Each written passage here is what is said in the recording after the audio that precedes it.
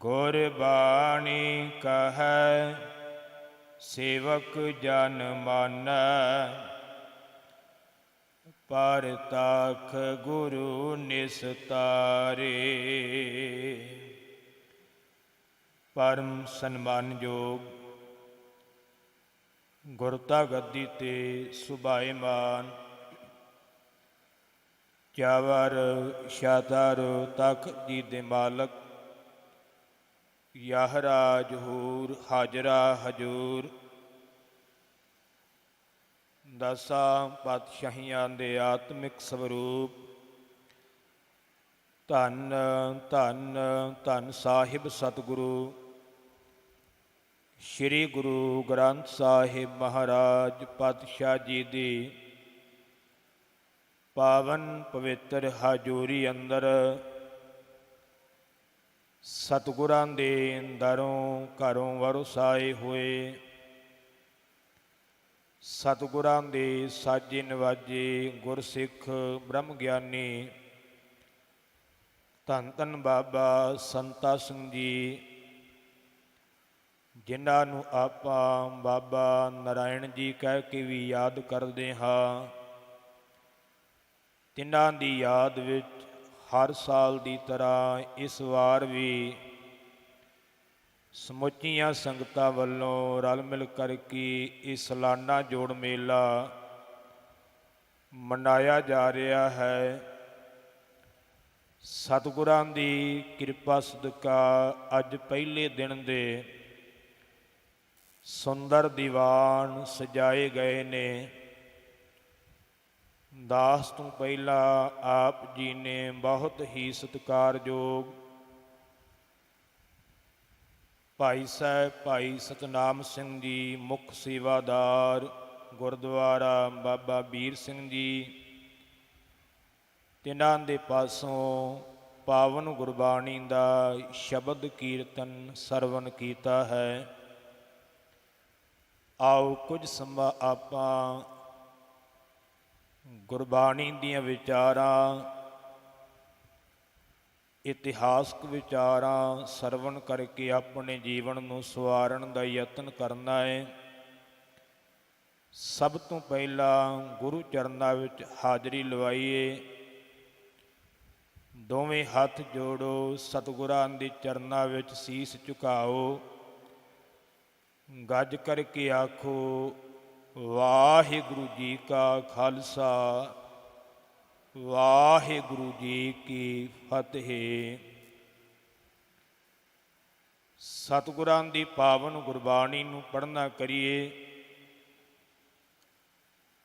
ਤਾਂ ਪਾਵਨ ਗੁਰਬਾਣੀ ਦੇ ਅੰਦਰ ਅਕਾਲ ਪੁਰਖ ਦੀ ਵਡਿਆਈ ਸਤਿਗੁਰਾਂ ਨੇ ਬਿਆਨ ਕੀਤੀ ਹੈ।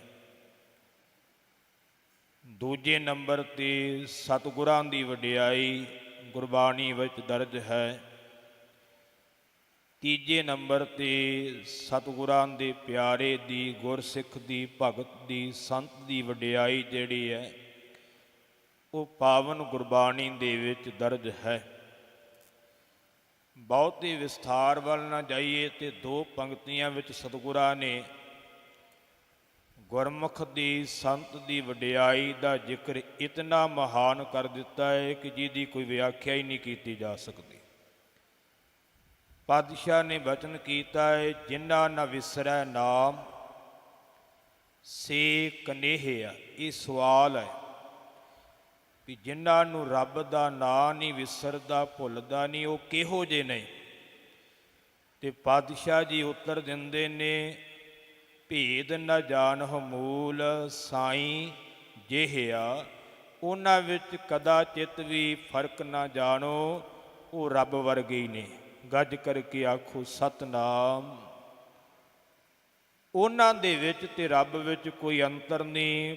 ਭਗਤ ਨਾਮਦੇਵ ਜੀ ਬਚਨ ਕਰਦੇ ਨੇ, ਸੰਤ ਅਨੰਤ ਹੈ ਅੰਤਰ ਨਾਹੀ। ਸੰਤ ਵਿੱਚ ਤੇ ਰੱਬ ਵਿੱਚ ਕੋਈ ਫਰਕ ਨਹੀਂ, ਉਹ ਇੱਕ ਰੂਪ ਹੋ ਜਾਂਦੇ ਨੇ। ਅੱਜ ਜੋ ਆਪ ਜੀ ਦੇ ਸਨਮੁਖ ਮੈਂ ਵਿਚਾਰ ਰੱਖਣੇ ਨੇ, ਉਹ ਧੰਨ ਗੁਰੂ ਨਾਨਕ ਸਾਹਿਬ ਜੀ ਨੇ ਜੋ ਸਾਨੂੰ 3 ਉਪਦੇਸ਼ ਬਖਸ਼ਿਸ਼ ਕੀਤੇ। ਸਭ ਤੋਂ ਪਹਿਲਾਂ ਉਹਦੇ ਵਿੱਚ ਹੀ ਸੰਤ ਦਾ ਜੀਵਨ ਵੀ ਬਿਆਨ ਹੋਵੇਗਾ, ਕਿਉਂਕਿ ਜਿਹੜਾ ਉਹਨਾਂ ਤਿੰਨਾਂ ਉਪਦੇਸ਼ਾਂ ਨੂੰ ਕਮਾਵੇਗਾ ਉਹੀ ਸੰਤ ਹੈ, ਉਹੀ ਭਗਤ ਹੈ, ਉਹੀ ਗੁਰਸਿੱਖ ਹੈ, ਉਹੀ ਬ੍ਰਹਮ ਗਿਆਨੀ ਹੈ।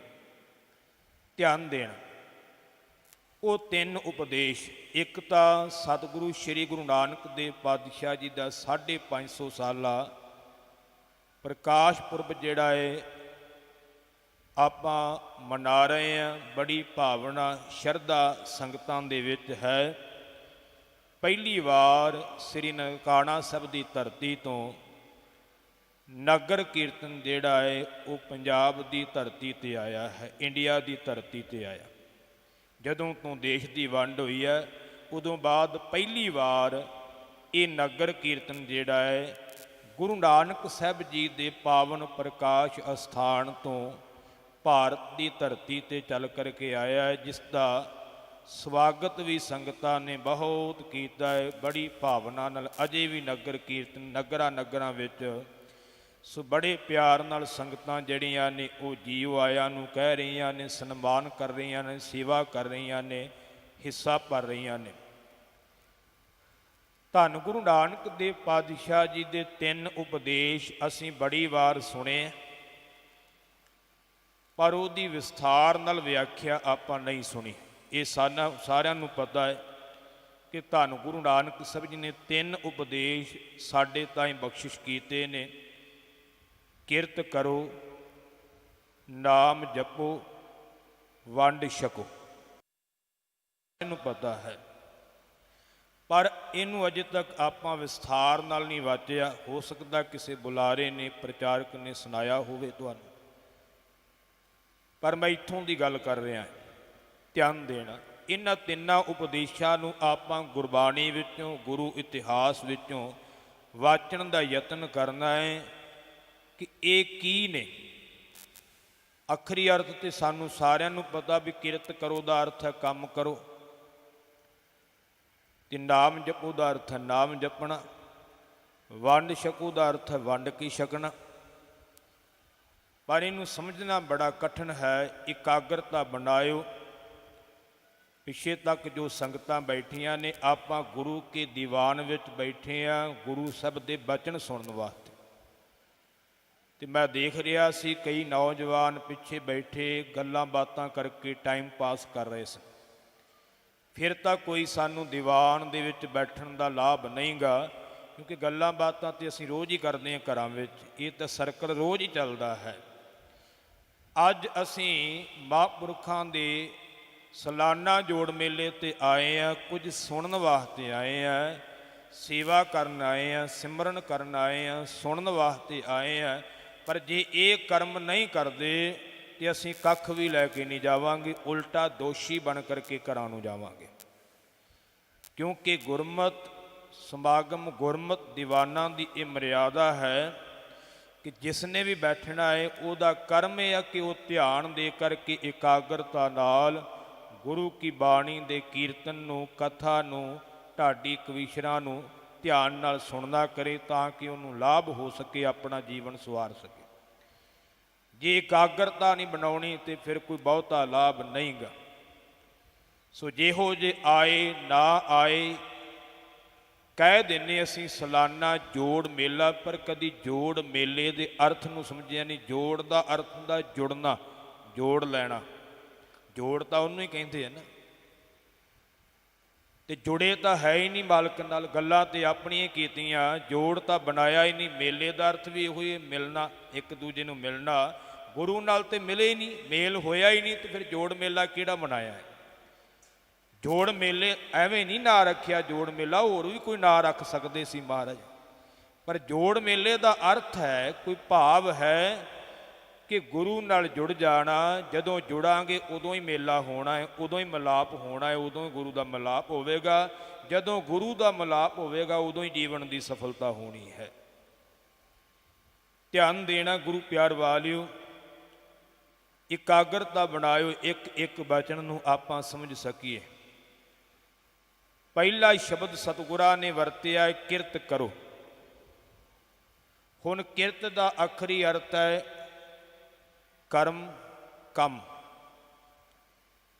ਆਪਾਂ ਸਰੀਰਕ ਤੌਰ 'ਤੇ ਘਰਾਂ 'ਚ ਕੰਮ ਕਰਦੇ ਹਾਂ, ਕੰਮ ਕਰਨ ਤੋਂ ਬਿਨਾਂ ਕਿਸੇ ਦਾ ਵੀ ਸਰਨਾ ਨਹੀਂਗਾ। ਕੰਮ ਤਾਂ ਸਾਰਿਆਂ ਨੂੰ ਕਰਨੇ ਪੈਂਦੇ ਆ।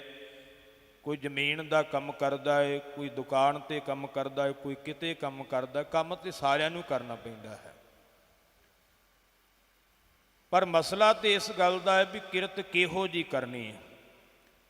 ਕੰਮ ਤਾਂ ਕੋਈ ਵੀ ਕੰਮ ਹੈ, ਕੰਮ ਤਾਂ ਕਈ ਤਰ੍ਹਾਂ ਦੇ ਹੈ, ਪਰ ਉਹ ਕਰਮ, ਉਹ ਕੰਮ ਕਿਹੜੇ ਢੰਗ ਨਾਲ ਕਰਨਾ ਹੈ ਕਿ ਜਿਹੜੇ ਢੰਗ ਨਾਲ ਕੀਤਾ ਹੋਇਆ ਉਹ ਕਰਮ, ਉਹ ਕੰਮ ਗੁਰੂ ਦਰ 'ਤੇ ਪ੍ਰਵਾਨ ਹੋਵੇ। ਇਕੱਲਾ ਕੰਮ ਕਰਨਾ ਇਹਦਾ ਅਰਥ ਨਹੀਂ ਗਾ। ਭਾਈ ਗੁਰਦਾਸ ਜੀ ਨੂੰ ਪੜ੍ਹੋਗੇ ਤੇ ਭਾਈ ਗੁਰਦਾਸ ਜੀ ਨੇ ਇਹ ਬਚਨ ਕਿਹਾ, ਕਿਰਤ ਵਿਰਤ ਕਰ ਧਰਮ ਦੀ, ਹੱਥੋਂ ਦੇ ਕੇ ਭਲਾ ਮਨਾਵੇ। ਕਿਰਤ ਕਰਨੀ ਹੈ ਤੇ ਧਰਮ ਦੀ ਕਰਨੀ ਹੈ। ਧਰਮ ਜਿੱਥੇ ਆ ਜਾਵੇਗਾ ਉਹ ਕਿਰਤ ਜਿਹੜੀ ਉਹ ਸਫਲੀ ਹੋਵੇਗੀ, ਕਿਉਂਕਿ ਜਿੱਥੇ ਧਰਮ ਆ ਗਿਆ ਉਸ ਕਿਰਤ ਵਿੱਚ ਬੇਈਮਾਨੀ ਨਹੀਂ ਹੋਵੇਗੀ, ਉਸ ਕਿਰਤ ਦੇ ਵਿੱਚ ਛਾਲ ਕਪਟ ਨਹੀਂ ਹੋਵੇਗਾ, ਉਸ ਕਿਰਤ ਵਿੱਚ ਧੋਖਾ ਨਹੀਂ ਹੋਵੇਗਾ। ਉਹ ਕਿਰਤ ਸੱਚੀ ਤੇ ਸੁੱਚੀ ਹੋਵੇਗੀ। ਕੰਮ ਮਲਕ ਭਾਗੋ ਵੀ ਕਰਦਾ ਹੈ ਤੇ ਕੰਮ ਭਾਈ ਲਾਲੋ ਵੀ ਕਰਦਾ ਹੈ। ਧਿਆਨ ਦੇਣਾ, ਕੰਮ ਦੋਵੇਂ ਕਰ ਰਹੇ ਆ। ਹਾਲਾਂਕਿ ਜਿਹੜਾ ਮਲਕ ਭਾਗੋ ਦਾ ਬਿਜ਼ਨਸ ਹੈ ਉਹ ਬਹੁਤ ਵੱਡਾ ਹੈ, ਉਹਦਾ ਕੰਮ ਬਹੁਤ ਵੱਡਾ ਹੈ, ਉਹਨੇ ਅੱਗੇ ਕਾਮੇ ਵੀ ਰੱਖੇ ਹੋਏ, ਉਹਨੇ ਕੰਮ ਬੜਾ ਚਲਾਇਆ ਹੋਇਆ ਹੈ। ਕੰਮ ਭਾਈ ਲਾਲੋ ਵੀ ਕਰਦਾ, ਪਰ ਭਾਈ ਲਾਲੋ ਦਾ ਕੰਮ ਬਹੁਤਾ ਵੱਡਾ ਨਹੀਂ, ਛੋਟਾ ਹੈ। ਪਰ ਗੁਰਮੁਖੋ, ਭਾਈ ਲਾਲੋ ਨੂੰ ਗੁਰੂ ਨਾਨਕ ਨੇ ਨਵਾਜਿਆ ਹੈ ਤੇ ਮਲਕ ਭਾਗੋ ਨੂੰ ਫਿਟਕਾਰਿਆ ਹੈ, ਕਿਉਂਕਿ ਭਾਈ ਲਾਲੋ ਦੀ ਕਿਰਤ ਜਿਹੜੀ ਉਹ ਧਰਮ ਦੀ ਕਿਰਤ ਸੀ, ਉਹ ਸੱਚੀ ਸੁੱਚੀ ਕਿਰਤ ਸੀ। ਮਲਕ ਭਾਗੋ ਦੀ ਕਿਰਤ ਜਿਹੜੀ ਸੀ ਉਹਦੇ ਵਿੱਚ ਬੇਈਮਾਨੀ ਸੀ, ਉਹਦੇ ਵਿੱਚ ਧੋਖਾ ਸੀ, ਉਹਦੇ ਵਿੱਚ ਛਲ ਕਪਟ ਸੀ, ਉਹਦੇ ਵਿੱਚ ਗਰੀਬਾਂ ਦੇ ਨਾਲ ਧੱਕਾ ਕੀਤਾ ਹੋਇਆ ਸੀ, ਉਹਦੇ ਵਿੱਚ ਗਰੀਬਾਂ ਦਾ ਖੂਨ ਨਿਚੋੜਿਆ ਹੋਇਆ ਸੀ। ਉਸ ਕਿਰਤ ਨੂੰ ਗੁਰੂ ਨਾਨਕ ਨੇ ਪ੍ਰਵਾਨ ਨਹੀਂ ਕੀਤਾ, ਕਿਉਂਕਿ ਕਿਰਤ ਦਾ ਅਰਥ ਇਕੱਲਾ ਕੰਮ ਕਰ ਲਿਆ ਤੇ ਫਿਰ ਗੱਲ ਨਹੀਂ ਬਣਨੀ। ਕਿਉਂਕਿ ਗੁਰੂ ਨਾਨਕ ਸਾਹਿਬ ਨੇ ਇੰਨਾ ਹੀ ਨਹੀਂ ਕਿਹਾ ਵੀ ਕੰਮ ਕਰੋ, ਕੰਮ ਤਾਂ ਸਾਰੇ ਹੀ ਕਰਦੇ ਨੇ, ਬੇਈਮਾਨ ਬੰਦਾ ਵੀ ਕੰਮ ਕਰਦਾ ਹੀ ਹੈ। ਇਸ ਨੂੰ ਧਿਆਨ ਨਾਲ ਸਮਝਣਾ, ਕਿਰਤ ਕਿਹੜੀ ਕਹੀ ਹੈ। ਨਾਲ ਨਾਲ ਆਪਾਂ ਇਤਿਹਾਸਕ ਪ੍ਰਮਾਣ ਵੀ ਲਈ ਜਾਵਾਂਗੇ, ਨਾਲ ਨਾਲ ਗੁਰਬਾਣੀ ਦੇ ਪ੍ਰਮਾਣ ਵੀ ਲੈ ਲੈਂਦੇ ਹਾਂ, ਨਾਲ ਨਾਲ ਭਾਈ ਸਾਹਿਬ ਭਾਈ ਗੁਰਦਾਸ ਜੀ ਦੇ ਪ੍ਰਮਾਣ ਵੀ ਲਵਾਂਗੇ। ਹੁਣ ਗੁਰਬਾਣੀ ਦੇ ਵਿੱਚ ਪਾਤਸ਼ਾਹ ਨੇ ਬਚਨ ਲਿਖਿਆ ਹੈ, ਘਾਲ ਖਾਏ ਕਿਛ ਹੱਥੋਂ ਦੇ, ਨਾਨਕ ਰਾਹੋ ਪਛਾਣ ਹੈ ਸੇ।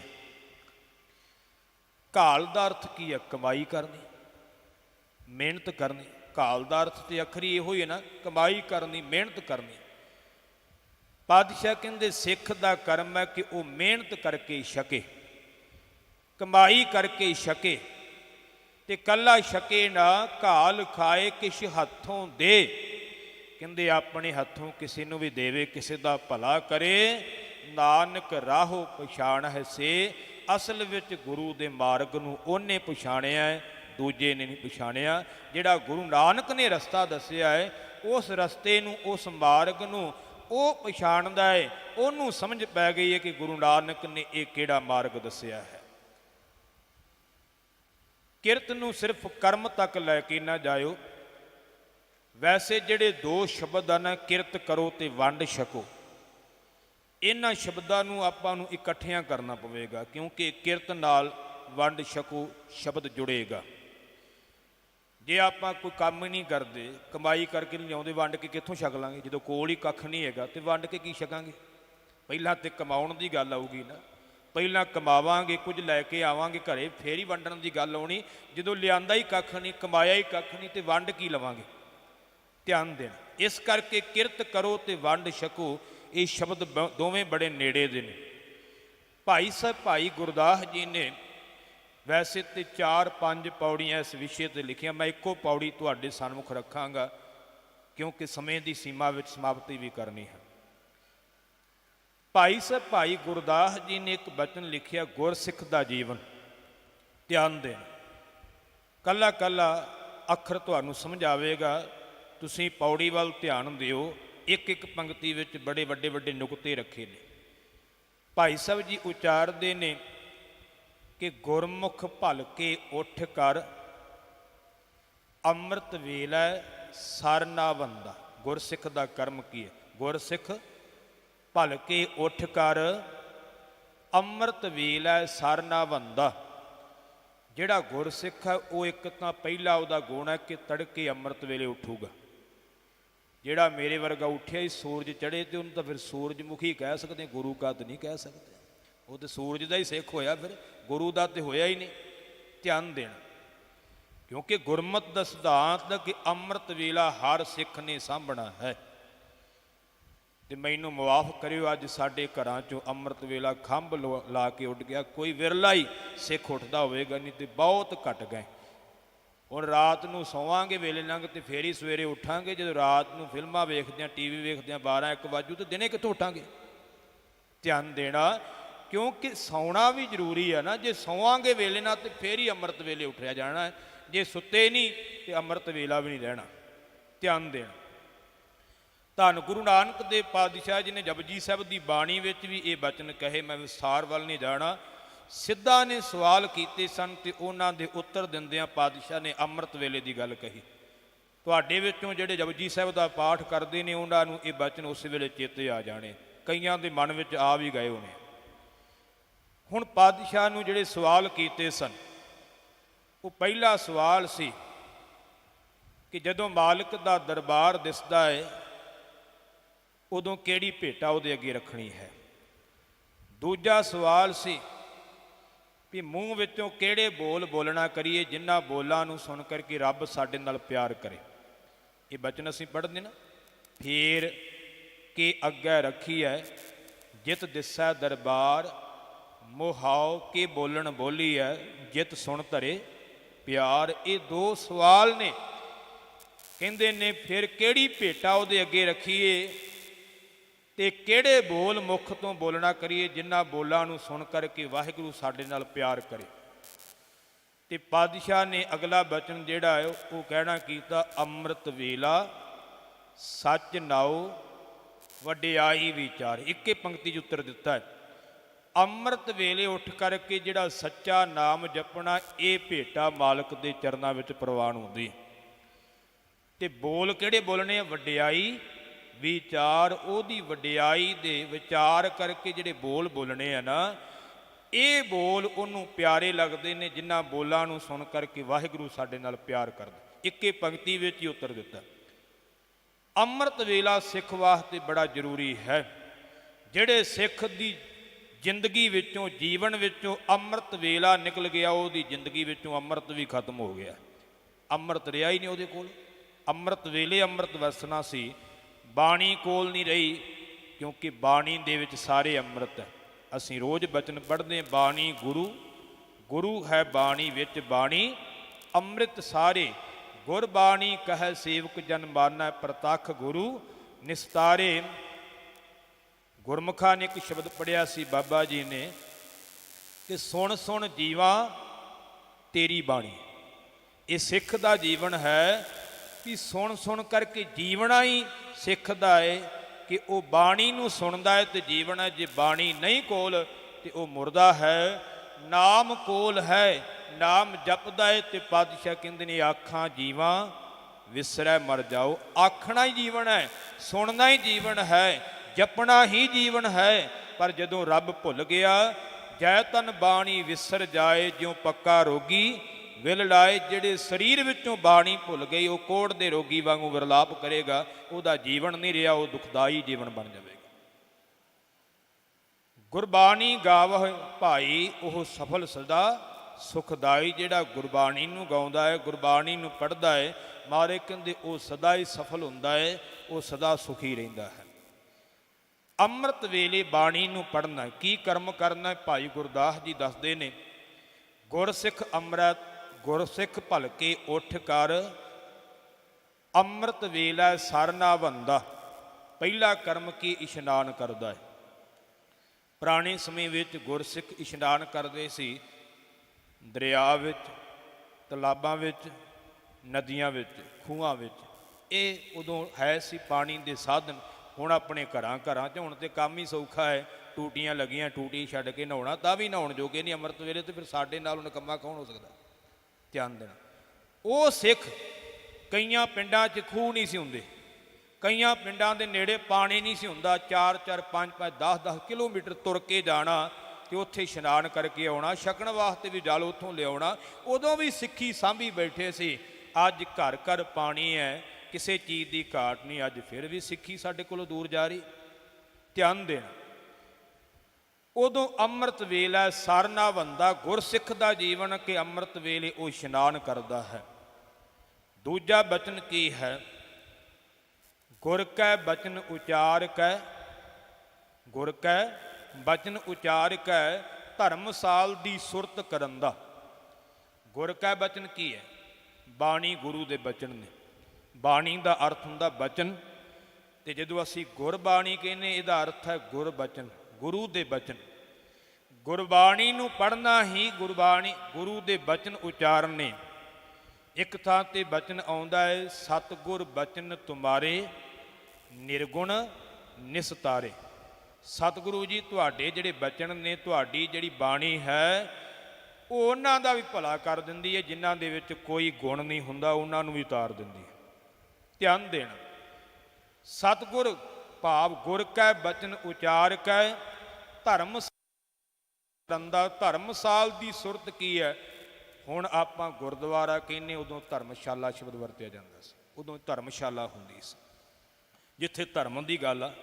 ਸ਼ਾਲਾ ਦਾ ਅਰਥ ਹੈ ਘਰ, ਧਰਮ ਦਾ ਘਰ। ਜਿੱਥੇ ਧਰਮ ਦਾ ਘਰ ਬਣਿਆ ਹੈ, ਧਰਮ ਦੀ ਗੱਲ ਹੁੰਦੀ ਹੈ, ਗੁਰੂ ਘਰ ਵਿੱਚ ਧਰਮ ਦੀ ਗੱਲ ਹੁੰਦੀ। ਇਸ ਕਰਕੇ ਗੁਰਦੁਆਰੇ ਨੂੰ ਪਹਿਲਾਂ ਧਰਮਸ਼ਾਲਾ ਕਿਹਾ ਜਾਂਦਾ ਸੀ, ਅੱਜ ਅਸੀਂ ਗੁਰਦੁਆਰਾ ਕਹਿੰਦੇ। ਧਿਆਨ ਦੇਣਾ ਗੁਰੂ ਪਿਆਰ ਵਾਲਿਓ, ਧਰਮਸਾਲ ਦੀ ਸੁਰਤ ਕਰਨ ਦਾ ਅਰਥ ਹੈ ਅੰਮ੍ਰਿਤ ਵੇਲੇ ਉੱਠ ਕਰਕੇ ਇਸ਼ਨਾਨ ਕਰਕੇ ਨਿਤਨੇਮ ਕਰਕੇ ਸਿੱਖ ਫਿਰ ਗੁਰੂ ਘਰ ਜਾਂਦਾ ਸੀ। ਧਿਆਨ ਦੇਣਾ, ਅਗਲਾ ਬਚਨ ਸਾਧ ਸੰਗਤ ਵਿੱਚ ਜਾਏ ਕੈ ਕੀ ਕਰਦਾ ਸੀ?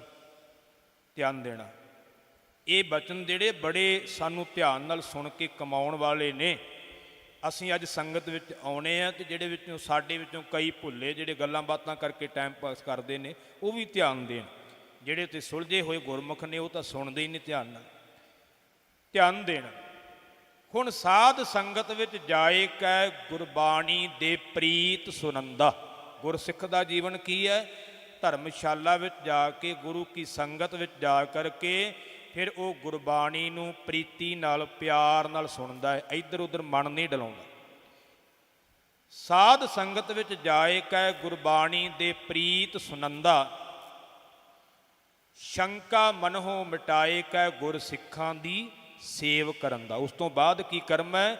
ਮਨ ਦੇ ਵਿੱਚੋਂ ਸਾਰੇ ਸ਼ੰਕੇ, ਵੈਰ ਮਿੱਤਰਤਾ, ਪਿਆ ਮੇਰਾ ਵੈਰੀ ਆ ਮੇਰਾ ਮਿੱਤਰ ਹੈ, ਇਹ ਚੀਜ਼ਾਂ ਭੁਲਾ ਕਰਕੇ ਸਾਰਿਆਂ ਨੂੰ ਗੁਰੂ ਕੀ ਸੰਗਤ ਸਮਝ ਕਰਕੇ, ਸਾਰਿਆਂ ਨੂੰ ਗੁਰੂ ਕੇ ਸਿੱਖ ਸਮਝ ਕਰਕੇ ਗੁਰਸਿੱਖਾਂ ਦੀ ਸੇਵਾ ਕਰਦਾ।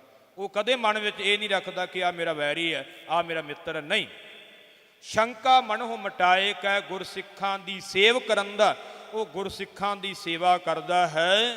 ਤੇ ਅਗਲਾ ਬਚਨ ਹੈ ਕਿਰਤ ਵਿਰਤ ਕਰ ਧਰਮ ਦੀ ਲੈ ਪ੍ਰਸ਼ਾਦ ਆਨ ਵਰਤਨ ਦਾ। ਉਹ ਕਿਰਤ ਕਰਦਾ ਤੇ ਕਿਰਤ ਕਰਦਾ ਧਰਮ ਦੀ। ਗੁਰਮੁਖੋ, ਜਦੋਂ ਅਸੀਂ ਕਰਮ ਕਰਦੇ ਹਾਂ ਨਾ, ਕੰਮ ਕਰਦੇ, ਮੰਨ ਲਓ ਕੋਈ ਦੁਕਾਨਦਾਰ ਦੁਕਾਨ ਕਰਦਾ ਹੈ, ਤੇ ਦੁਕਾਨ ਕਰਦਿਆਂ ਹੋਇਆਂ ਜੇ ਉਹ ਕਿਸੇ ਨੂੰ ਘੱਟ ਤੋਲਦਾ ਹੈ ਜਾਂ ਕਿਸੇ ਨਾਲ ਮਾੜੀ ਚੀਜ਼ ਦੇ ਕਰਕੇ ਮੁੱਲ ਚੰਗੀ ਚੀਜ਼ ਦਾ ਲੈਂਦਾ ਹੈ, ਤੇ ਉਹ ਧਰਮ ਦੀ ਕਿਰਤ ਨਹੀਂ ਰਹਿ ਜਾਂਦੀ, ਉਹ ਬੇਈਮਾਨੀ ਦੀ ਕਿਰਤ ਹੋ ਗਈ। ਧਿਆਨ ਦੇਣਾ, ਠੀਕ ਹੈ, ਦੁਕਾਨਦਾਰ ਨੇ ਦੁਕਾਨ ਪਾਈ ਹੈ, ਕਮਾਈ ਵਾਸਤੇ ਪਾਈ ਹੈ, ਤੇ ਆਪਾਂ ਕਹਿ ਨਹੀਂ ਸਕਦੇ ਵੀ ਉਹਨੇ ਕਮਾਈ ਨਹੀਂ ਕਰਨੀ, ਵੀ ਜਿੰਨੇ ਨੂੰ ਪਿੱਛੋਂ ਲਿਆਂਦੀ ਉਹਨੇ ਦੀ ਵੇਚੇ, ਫਿਰ ਤਾਂ ਉਹਨੂੰ ਦੁਕਾਨ ਪਾਉਣ ਦਾ ਮਤਲਬ ਕੋਈ ਨਹੀਂ। ਆਪਣੇ ਹੱਕ ਦੀ ਕਮਾਈ ਕਰੇ ਜਿੰਨਾ ਉਹਦਾ ਹੱਕ ਬਣਦਾ ਹੈ, ਪਰ ਇਹ ਨਹੀਂ ਕਿ ਉਹ ਚੀਜ਼ ਮਾੜੀ ਲਿਆ ਕਰਕੇ ਉਹਦਾ ਮੁੱਲ ਚੰਗੀ ਚੀਜ਼ ਦਾ ਲੈ ਕੇ ਲੋਕਾਂ ਨੂੰ ਲੁੱਟਣ ਲੱਗ ਪਵੇ, ਲੋਕਾਂ ਦਾ ਨੁਕਸਾਨ ਕਰੇ। ਉਹ ਬੇਈਮਾਨੀ ਦੀ ਕਿਰਤ, ਉਹਨੂੰ ਧਰਮ ਦੀ ਕਿਰਤ ਨਹੀਂ ਕਹਿ। ਚੰਗੀ ਚੀਜ਼ ਦਿਓ, ਉਹਦੇ ਵਿੱਚੋਂ ਕਮਾਈ ਕਰੋ, ਜਿੰਨਾ ਤੁਹਾਡਾ ਹੱਕ ਬਣਦਾ ਉਨੀ ਕਰੋ, ਲਾਲਚ ਵੀ ਨਹੀਂ ਕਰਨਾ। ਧਿਆਨ ਦੇਣਾ, ਉੱਥੇ ਕੋਈ ਗੁਨਾਹ ਨਹੀਂ ਗਾ। ਕਮਾਈ ਕਰਨ ਵਾਸਤੇ ਹੀ ਆਪਾਂ ਬਿਜ਼ਨਸ ਕਰਦੇ ਹਾਂ, ਜਿਹਦੇ ਵਿੱਚ ਕਮਾਈ ਨਹੀਂ ਉਹਨੂੰ ਬਿਜ਼ਨਸ ਨਹੀਂ ਕਿਹਾ ਜਾ ਸਕਦਾ। ਧਿਆਨ ਦੇਣਾ, ਪਰ ਹੱਕ ਦੀ ਕਮਾਈ ਕਰਨੀ। ਸਿੱਖ ਨੇ ਕਿਸੇ ਦਾ ਹੱਕ ਮਾਰਨਾ ਨਹੀਂ ਤੇ ਆਪਣਾ ਹੱਕ ਛੱਡਣਾ ਨਹੀਂ, ਇਹ ਦੋਵੇਂ ਕਰਮ ਨੇ ਸਿੱਖ ਦੇ। ਨਾ ਆਪਣਾ ਹੱਕ ਛੱਡਣਾ ਹੈ ਤੇ ਨਾ ਕਿਸੇ ਦਾ ਹੱਕ ਮਾਰਨਾ ਹੈ। ਜੇ ਕੋਈ ਜ਼ਿਮੀਂਦਾਰ ਜ਼ਮੀਨ ਬੀਜਦਾ ਹੈ, ਵਾਹੁੰਦਾ ਹੈ, ਕਰਮ ਕਰਦਾ ਹੈ ਤੇ ਚੋਰੀ ਕਿਸੇ ਦੀ ਵੱਟ ਵੱਢਦਾ ਪਿਆ ਹੈ, ਤੇ ਇਹ ਵੀ ਬੇਈਮਾਨੀ ਦੀ ਕਮਾਈ ਹੈ। ਧਿਆਨ ਦੇਣ। ਆ ਕਈ ਵਾਰ ਦੇਖੀਦਾ ਨਾ, ਕਈਆਂ ਦੇ ਮਨ 'ਚ ਈਰਖਾ ਹੁੰਦੀ, ਦੂਜੇ ਦੀ ਫਸਲ ਵਿੱਚ ਰਾਉਂਡ ਅਪ ਮਾਰ ਆਉਣੀ ਜਾਂ ਕੋਈ ਦਵਾਈ ਪਾ ਆਉਣੀ ਵੀ ਉਹਦਾ ਝੋਨਾ ਜਾਂ ਉਹਦੀ ਫਸਲ ਖਤਮ ਹੋ ਜਾਵੇ। ਇਹ ਬੇਈਮਾਨੀ ਦੀ ਕਿਰਤ ਹੈ। ਨਹੀਂ, ਆਪਣੀ ਦਸਾਂ ਨੌਹਾਂ ਦੀ ਕਿਰਤ ਕਰਨੀ ਹੈ ਸਿੱਖ ਨੇ, ਉਹਦੇ ਵਿੱਚ ਬੇਈਮਾਨੀ ਨਾ ਹੋਵੇ, ਉਹਦੇ ਵਿੱਚ ਕਿਸੇ ਦਾ ਨੁਕਸਾਨ ਨਾ ਹੋਵੇ। ਕਿਸੇ ਦਾ ਨੁਕਸਾਨ ਕਰਕੇ ਕੀਤੀ ਹੋਈ ਕਮਾਈ ਬੇਈਮਾਨੀ ਦੀ ਹੈ, ਉਸ ਨੂੰ ਗੁਰੂ ਨਾਨਕ ਸਾਹਿਬ ਨੇ ਵਰਜਿਆ। ਧਿਆਨ ਦੇਣਾ, ਧਰਮ ਦੀ ਕਿਰਤ ਉਹ ਹੈ, ਕਿਉਂਕਿ ਧਰਮ ਕਹਿੰਦਾ ਹੈ ਪਰ ਕਾ ਬੁਰਾ ਨਾ ਰਾਖੋ ਚੀਤ, ਤੁਮ ਕਉ ਦੁੱਖ ਨਹੀਂ ਭਾਈ ਮੀਤ। ਧਰਮ ਕਹਿੰਦਾ ਕਿ ਪਰਾਏ ਦਾ ਬੁਰਾ ਕਰਨਾ ਤੇ ਦੂਰ ਦੀ ਗੱਲ, ਪਰਾਏ ਦਾ ਬੁਰਾ ਕਦੀ ਚਿੱਤ ਵਿੱਚ ਵੀ ਸਿੱਖ ਨੇ ਸੋਚਣਾ ਨਹੀਂ। ਜਿਹੜਾ ਇਹ ਗੱਲ ਮੰਨ ਲਵੇਗਾ ਉਹਨੂੰ ਕਦੀ ਦੁੱਖ ਨਹੀਂ ਲੱਗੇਗਾ। ਕਰਨਾ ਤੇ ਬੜੀ ਦੂਰ ਦੀ ਗੱਲ ਹੈ, ਸਾਨੂੰ ਤੇ ਬੜੀ ਸਖਤ ਹਦਾਇਤ ਹੈ, ਸਖਤ ਹੁਕਮ ਹੈ ਕਰਨਾ। ਮੈਂ ਆਪਣਾ ਪਰਿਵਾਰ ਪਲਦਾ, ਕਈ ਸਿੱਖ ਕਹਿ ਦਿੰਦੇ ਨਹੀਂ ਜੀ ਉਹ ਕੰਮ ਕਰਦਾ ਉਹਦਾ ਵਿਚਾਰੇ ਦਾ ਗੁਜ਼ਾਰਾ ਨਹੀਂ ਹੈਗਾ, ਹੋਰ ਕਰੇ ਕੀ। ਇਹ ਧਰਮ ਦੀ ਕਿਰਤ ਨਹੀਂ ਗੀ। ਨਸ਼ਾ ਵੇਚ ਕਰਕੇ ਕਿਸੇ ਦਾ ਜੀਵਨ ਬਰਬਾਦ ਕਰਕੇ ਆਪਣਾ ਘਰ ਵਸਾਉਣਾ, ਇਹ ਬੇਈਮਾਨੀ ਹੈ। ਕੋਈ ਸਮੈਕ ਵੇਚਦਾ ਹੈ ਕਿ ਦੂਜੇ ਦਾ ਪਰਿਵਾਰ ਉਜਾੜ ਕਰਕੇ ਆਪਣੀ ਕੋਠੀ ਪਾਉਂਦਾ ਪਿਆ ਹੈ। ਜਿਨ੍ਹੇ ਕਿਸੇ ਦਾ ਘਰ ਉਜਾੜਿਆ ਹੈ ਉਹਦਾ ਵੀ ਉਜੜੇਗਾ ਇੱਕ ਦਿਨ, ਇਹ ਗੱਲ ਯਾਦ ਰੱਖਿਓ। ਇਹ ਗੁਰਮਤਿ ਦਾ ਸਿਧਾਂਤ ਹੈ। ਮੈਨੂੰ ਬਚਨ ਚੇਤੇ ਆ ਗਿਆ ਜਦੋਂ ਕਲਗੀਧਰ ਪਾਤਸ਼ਾਹ ਜੀ ਨੇ ਜ਼ਫਰਨਾਮਾ ਬਾਣੀ ਲਿਖੀ ਹੈ ਨਾ, ਔਰੰਗਜ਼ੇਬ ਨੂੰ ਸੰਬੋਧਨ ਕਰਕੇ। ਉਹਦੇ ਵਿੱਚ ਪਾਤਸ਼ਾਹ ਨੇ ਪਹਿਲੇ ਜਿਹੜੇ 12 ਸ਼ੇਅਰ ਨੇ ਉਹਦੇ ਵਿੱਚ ਰੱਬ ਦੀ ਸਿਫਤ ਲਿਖੀ ਹੈ ਕਿ ਰੱਬ ਕੈਸਾ ਹੈ, ਕੀ ਬਖਸ਼ਿਸ਼ਾਂ ਕਰਦਾ। ਉਸ ਤੋਂ ਅੱਗੇ ਸਤਿਗੁਰਾਂ ਨੇ ਆਪਣੇ ਜੀਵਨ ਦੀਆਂ ਘਟਨਾਵਾਂ ਵੀ ਲਿਖੀਆਂ ਨੇ।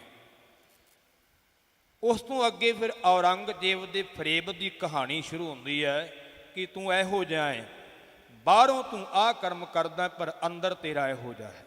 ਪਾਤਸ਼ਾਹ ਨੇ ਖੋਲ ਕੇ ਰੱਖ ਦਿੱਤਾ। ਤੇ ਅਖੀਰ ਵਿੱਚ ਇੱਕ ਪਾਤਸ਼ਾਹ ਨੇ ਬਚਨ ਲਿਖਿਆ ਹੈ ਕਿ ਇਸਲਾਮ ਦੇ ਵਿੱਚ ਇਹ ਬਚਨ ਆਉਂਦਾ ਹੈ ਕਿ ਜਿਹੜਾ ਅੱਲਾ ਹੈ, ਖੁਦਾ ਹੈ, ਉਹ ਸਤਾਰ ਹੈ। ਦੋ ਸ਼ਬਦ ਆਉਂਦੇ ਨੇ, ਇੱਕ ਸਤਾਰ ਤੇ ਇੱਕ ਕਹਾਰ, ਫਾਰਸੀ ਦੇ ਸ਼ਬਦ ਨੇ। ਇਸਲਾਮ ਵਾਲੇ ਇਸ ਗੱਲ ਨੂੰ ਮੰਨਦੇ ਨੇ। ਤੇ ਪਾਤਸ਼ਾਹ ਨੇ ਔਰੰਗਜ਼ੇਬ ਨੂੰ ਜਦੋਂ ਜ਼ਫਰਨਾਮਾ ਲਿਖਿਆ, ਦਲੀਲਾਂ ਵੀ ਉਹਦੇ ਧਰਮ ਦੀਆਂ ਦਿੱਤੀਆਂ ਨੇ, ਕਿਉਂਕਿ ਜਿਹੜਾ ਕਿਸੇ ਦਾ ਧਰਮ ਹੋਵੇ ਉਹਨੂੰ ਸਮਝ ਸੌਖੀ ਆ ਜਾਂਦੀ ਹੈ। ਪਾਤਸ਼ਾਹ ਨੇ ਦਲੀਲਾਂ ਉਹਦੇ ਧਰਮ ਦੀਆਂ ਦਿੱਤੀਆਂ। ਕਲਗੀਧਰ ਪਾਤਸ਼ਾਹ ਕਹਿਣ ਲੱਗੇ ਵੀ ਔਰੰਗਜ਼ੇਬ, ਜੇ ਤੂੰ ਆਖਦਾ ਹੈ ਕਿ ਖੁਦਾ ਸਤਾਰ ਹੈ, ਅੱਲਾ ਸਤਾਰ ਹੈ, ਸਤਾਰ ਦਾ ਅਰਥ ਹੈ ਕਿ ਉਹ ਪਰਦੇ ਢੱਕਣ ਵਾਲਾ ਹੈ। ਫਾਰਸੀ ਭਾਸ਼ਾ ਦਾ ਸ਼ਬਦ ਹੈ ਸਤਾਰ, ਜਿਹਦਾ ਅਰਥ ਹੈ ਕਿ ਉਹ ਪਾਪੀਆਂ ਦੇ ਵੀ ਪਰਦੇ ਢੱਕਦਾ ਹੈ।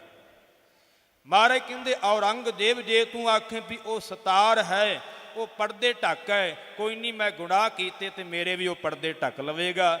ਪਾਤਸ਼ਾਹ ਕਹਿਣ ਲੱਗੇ ਨਹੀਂ ਔਰੰਗਜ਼ੇਬ, ਜੇ ਉਹ ਸਤਾਰ ਹੈ ਤੇ ਤੁਹਾਡਾ ਇਸਲਾਮ ਇਹ ਵੀ ਗੱਲ ਮੰਨਦਾ ਹੈ ਕਿ ਉਹ ਕਹਾਰ ਵੀ ਹੈ। ਕਹਾਰ ਦਾ ਅਰਥ ਹੈ ਉਹ ਕਹਿਰ ਕਰਨ ਵਾਲਾ ਹੈ।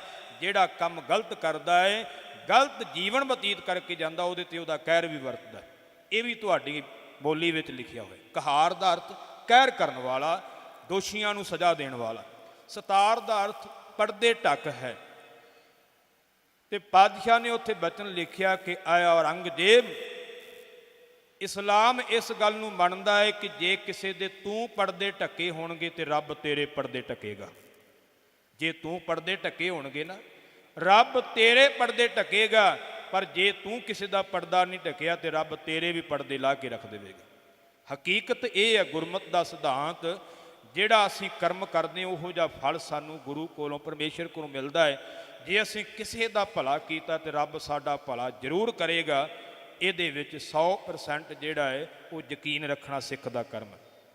ਅਕਸਰ ਮੈਂ ਇਹ ਬੇਨਤੀ ਵੀ ਕਰਦਾ ਹੁੰਦਾ, ਕਈ ਵਾਰ ਅਸੀਂ ਬਚਨ ਕਰਦੇ ਹਾਂ ਕਿ ਹੁਣ ਭਲੇ ਦਾ ਜ਼ਮਾਨਾ ਨਹੀਂ ਰਿਹਾ, ਕਿ ਜਿਹਦੇ ਨਾਲ ਭਲਾ ਕਰੀਦਾ ਹੈ ਉਹੀ ਸਾਡਾ ਬੁਰਾ ਕਰਦਾ। ਹੁੰਦਾ ਵੀ ਇੱਦਾਂ ਹੀ ਹੈ। ਸਾਡੇ ਵਿੱਚੋਂ ਤਕਰੀਬਨ ਸਾਰਿਆਂ ਨਾਲ ਇਹ ਭਾਣਾ ਵਾਪਰਿਆ ਹੋਊਗਾ, ਕਿਸੇ ਨਾਲ ਥੋੜ੍ਹਾ ਵਾਪਰਿਆ ਹੋਊ, ਕਿਸੇ ਨਾਲ ਬਹੁਤਾ। ਹੁੰਦਾ ਇੱਦਾਂ ਹੀ ਹੈ, ਜਿਹਦਾ ਆਪਾਂ ਭਲਾ ਕਰੀਏ ਉਹੀ ਸਾਡੇ ਉਲਟ ਕਈ ਵਾਰ ਹੋ ਜਾਂਦਾ। ਪਰ ਧਿਆਨ ਦੇਣਾ, ਜਿਹਦਾ ਆਪਾਂ ਭਲਾ ਕੀਤਾ, ਜੇ ਅਸੀਂ ਉਹਦੇ ਤੋਂ ਆਸ ਰੱਖਦੇ ਹਾਂ ਵੀ ਉਹ ਸਾਡਾ ਭਲਾ ਕਰੇ, ਫਿਰ ਸੌਦੇਬਾਜ਼ੀ ਹੈ, ਫਿਰ ਅਸੀਂ ਭਲਾ ਨਹੀਂ ਕੀਤਾ। ਅਸੀਂ ਉਹਦੇ ਤੇ ਆਸ ਨਹੀਂ ਰੱਖਣੀ ਜਿਹਦਾ ਭਲਾ ਕੀਤਾ ਹੈ। ਅਸੀਂ ਉਹਦੇ ਤੇ ਆਸ ਰੱਖਣੀ ਜਿਹਨੇ ਸਾਨੂੰ ਪੈਦਾ ਕੀਤਾ ਹੈ। ਪਾਤਸ਼ਾਹ ਨੇ ਆਖਿਆ ਤੂੰ ਭਲਾ ਕਰ ਕਿਸੇ ਦਾ, ਮੈਂ ਤੇਰਾ ਭਲਾ ਕਰੂੰਗਾ। ਉੱਥੇ ਇਹ ਨਹੀਂ ਕਿਹਾ ਕਿ ਤੇਰਾ ਉਹ ਭਲਾ ਕਰੇਗਾ ਜਿਹਦਾ ਤੂੰ ਭਲਾ ਕਰ ਰਿਹਾ, ਨਹੀਂ, ਉਹ ਭਾਵੇਂ ਸਾਡੇ ਉਲਟ ਵੀ ਹੋ ਜਾਵੇ, ਉਹ ਸਾਡੇ ਹੱਕ ਵਿੱਚ ਨਾ ਭੁਗਤੇ, ਵੱਖਰਾ ਵਿਸ਼ਾ ਹੈ। ਪਰ ਜਦੋਂ ਅਸੀਂ ਭਲਾ ਕੀਤਾ ਨਾ ਕਿਸੇ ਦਾ, ਸਾਡਾ ਭਲਾ ਵਾਹਿਗੁਰੂ ਕਰੇਗਾ, ਉਹਦੇ ਤੇ ਆਸ ਨਹੀਂ ਰੱਖਣੀ ਸਿੱਖ ਲੈ। ਧਿਆਨ ਦੇਣਾ, ਜਿਹੋ ਜਿਹਾ ਕਰਮ ਕਰਾਂਗੇ ਉਹੋ ਜਿਹਾ ਫਲ ਸਾਨੂੰ ਜਿਹੜਾ ਉਹ ਭੋਗਣਾ ਪੈਣਾ ਹੈ। ਜੇ ਅਸੀਂ ਕਿਸੇ ਦਾ ਘਰ ਉਜਾੜਿਆ ਸਮੈਕ ਵੇਚ ਕਰਕੇ ਜਾਂ ਕੋਈ ਹੋਰ ਨਸ਼ਾ, ਇਕੱਲੇ ਸਮੈਕ ਦੀ ਗੱਲ ਨਹੀਂ ਕਰ ਰਿਹਾ, ਬੜੇ ਨਸ਼ੇ ਨੇ, ਕੋਈ ਭੁੱਕੀ ਵੇਚਦਾ, ਕੋਈ ਫੀਮ ਵੇਚਦਾ, ਕੋਈ ਕੁਝ। ਜੇ ਅਸੀਂ ਕਿਸੇ ਦਾ ਘਰ ਉਜਾੜਿਆ ਹੈ ਨਸ਼ੇ ਵੇਚ ਕਰਕੇ ਤੇ ਆਪਣੀਆਂ ਕੋਠੀਆਂ ਪਾਲੀਆਂ, ਯਾਦ ਰੱਖਿਓ ਬਾਬਾ ਕਬੀਰ ਜੀ ਕਹਿੰਦੇ ਪਾਰੋਸੀ ਕੇ ਜੋ ਹੁਆ ਤੂੰ ਆਪਣੇ ਪੀ ਜਾਣ। ਜਿਹੜਾ ਗੁਆਂਢੀਆਂ ਦੇ ਘਰ ਭਾਣਾ ਵਾਪਰਿਆ ਤੇਰੇ ਘਰ ਵੀ ਵਾਪਰੂਗਾ ਹੀ, ਉਹ ਤੇਰੇ ਘਰ ਵੀ ਹੋਵੇਗਾ।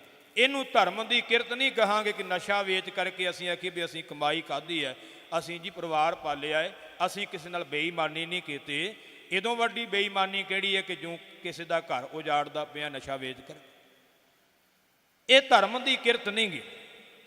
ਧਰਮ ਦੀ ਕਿਰਤ ਉਹ ਹੁੰਦੀ ਜਿਹਦੇ ਵਿੱਚ ਕਿਸੇ ਦਾ ਭਲਾ ਹੋਵੇ, ਨੁਕਸਾਨ ਨਾ ਹੋਵੇ, ਆਪਣਾ ਵੀ ਭਲਾ ਹੋਵੇ, ਅਗਲੇ ਦਾ ਵੀ ਭਲਾ ਹੋਵੇ, ਦੋਨੇ ਪਾਸੇ ਭਲਾ ਹੋ ਜਾਵੇ, ਉਹਨੂੰ ਧਰਮ ਦੀ ਕਿਰਤ ਕਹਿੰਦੇ ਨੇ। ਪਾਤਸ਼ਾਹ ਕਹਿੰਦੇ ਨੇ, ਭਾਈ ਗੁਰਦਾਸ ਜੀ ਕਹਿ ਰਹੇ ਨੇ, ਕਿਰਤ ਵਿਰਤ ਕਰ ਧਰਮ ਦੇ, ਲੈ ਪ੍ਰਸ਼ਾਦ ਆਣ ਵਰਤੰਦਾ, ਗੁਰਸਿੱਖਾਂ ਨੂੰ ਦੇ ਕਰ ਪਿੱਛੋਂ ਬਚਿਆ ਆਪ ਖਵੰਦਾ। ਸਿੱਖ ਦਾ ਕਰਮ ਕੀ ਹੈ? ਧਰਮ ਦੀ ਕਿਰਤ ਕਰਕੇ ਉਹਦੇ ਵਿੱਚੋਂ ਵੰਡ ਕੇ ਛਕਦਾ ਹੈ ਅਤੇ ਗੁਰਸਿੱਖਾਂ ਨੂੰ ਪਹਿਲਾਂ ਦਿੰਦਾ ਹੈ ਤੇ ਪਿੱਛੋਂ ਜੋ ਬਚ ਜਾਵੇ ਉਹ ਸਿੱਖ ਆਪ ਛਕ ਲੈਂਦਾ ਹੈ। ਕਲੀ ਕਾਲ ਪ੍ਰਗਾਸ ਕਰ, ਗੁਰ ਚੇਲਾ ਚੇਲਾ ਗੁਰ ਸੰਦਾ, ਗੁਰਮੁਖ ਗਾਡੀ ਰਾਹੋ ਚਲੰਦਾ। ਇਹ ਗੁਰਮੁਖ ਦਾ ਕਰਮ ਹੈ, ਗੁਰਸਿੱਖ ਦਾ ਕਰਮ ਹੈ, ਉਹ ਗਾਡੀ ਰਾਹ ਤੇ ਚੱਲਦਾ।